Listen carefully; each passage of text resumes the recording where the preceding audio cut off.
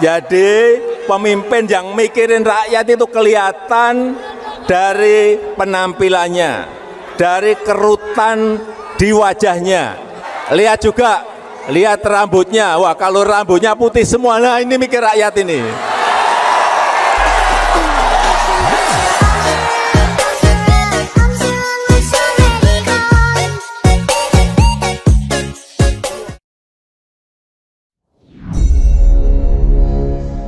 Siapa sahabat Newman yang punya pengalaman seperti apa yang diceritakan? Banyak pengalaman menghadapi rumah sakit di Indonesia yang sistem pelayanan kesehatannya adalah banyak banget biaya dan cek ini itu. Sakit kepala misalnya, tes MRI, tes jantung, tes darah, pokoknya sakit apa aja, tesnya berpanjang-panjang untuk memastikan apa masalahnya sih. Namun semua tes itu membuat kantong jadi tipis. Kita bicara tentang sistem kesehatan loh ya, bukan dokter sebagai individu atau dokter sebagai tenaga ahli medis pelayanan masyarakat yang banyak juga yang berhati mulia. Namun kita membicarakan sistem kesehatan secara umum di Indonesia yang seakan-akan dokter itu adalah agen penjualan obat dari big farmasi. Karena sistem kesehatan itu, maka dunia kesehatan Indonesia memiliki masalah besar. Pertama, biaya yang tinggi. Kedua, tidak efektif menyembuhkan masalah. Dan lama. Itu harus diperbaiki dengan seksama. Karena tujuannya adalah masyarakat sehat dan terlindungi kesehatannya. Kita semua tahu bahwa sudah 7 presiden, masalah kesehatan adalah raport merah banyak pemimpin negara di negeri kita ini. BPJS Kesehatan malah membuat bangkrut banyak rumah sakit. Masyarakat ngantri bukan untuk sehat tetapi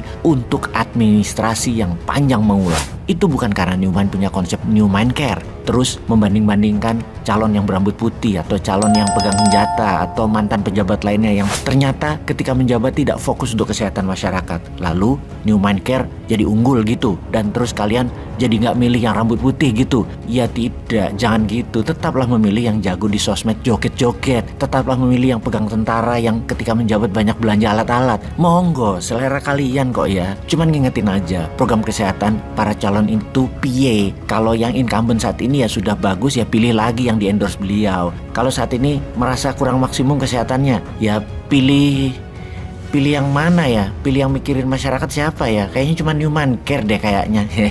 Enggak juga sih ya. Oke, kita mereview sedikit apa yang terjadi di depan mata kita sebagai alat penampar pipi pejabat kesehatan di Indonesia. Dan agar menjadikan hal ini contoh untuk perbaikan, kita mulai dengan pertanyaan. Mengapa banyak orang Indonesia berobat ke Penang, Malaysia? Penduduk di Pulau Penang, Malaysia 2 juta jiwa. Kota Medan, kalau mau dibandingkan, penduduknya 2,5 juta jiwa. Mall di Penang itu cuma 1, rumah sakit ada 11, tidak ada gedung bioskop, ada 4 hotel bintang 5, ada 6 hotel bintang 4, dan puluhan hotel bintang 3, serta hotel budget. Semua penuh dengan pasien dari Indonesia yang berobat di Penang ini. Penerbangan dari Medan ke Penang 30 menit dan sehari ada 7 kali penerbangan dari Medan ke Penang. Jadi tidak heran banyak orang Medan yang berobat ke Penang. Juga warga wilayah Indonesia lainnya, namun warga Sumatera Utara adalah yang terbanyak dari Indonesia ke Penang. Ada apa dengan berobat ke Penang Malaysia ini? Kalau nih ya, kalau Pak Jokowi penasaran dan pengen tahu kenapa orang Indonesia berobat ke luar negeri, terutama ke Penang, coba kirim Dirjen Pelayanan Kesehatannya untuk studi tur ke Penang. Atau semua pejabat deh, pejabat kesehatan kirim ke Penang. Apakah obat di Penang lebih mahal dari Indonesia? Kenyataannya salah, lebih murah dan mayoritas sembuh berobat di sana.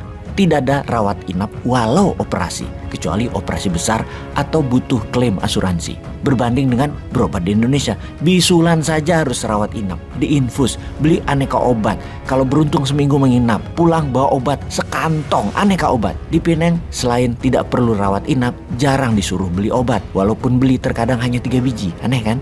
Yang penyakitnya agak berat dan perlu obat sampai 1 box atau lebih, dokter akan tanya dan beri saran. Beli di luar rumah sakit lebih murah. Dan di Penang ada apotek Wiling, paling terkenal dan lebih murah daripada di rumah sakitnya. Ini sungguh-sungguh tantangan untuk sistem pelayanan kesehatan Indonesia. Sebuah fakta lainnya lagi adalah jumlah dokter semakin banyak dan gelar semakin panjang di Indonesia. Tapi efektivitas dan efisiensi pelayanan kesehatan semakin merosot. Kita sangat prihatin akan sistem kesehatan di Indonesia ini loh Pak. Sungguh, serius. Lah sampean serius ora? Opo seriusnya ngurusi perpanjangan? STNK kali diperpanjang?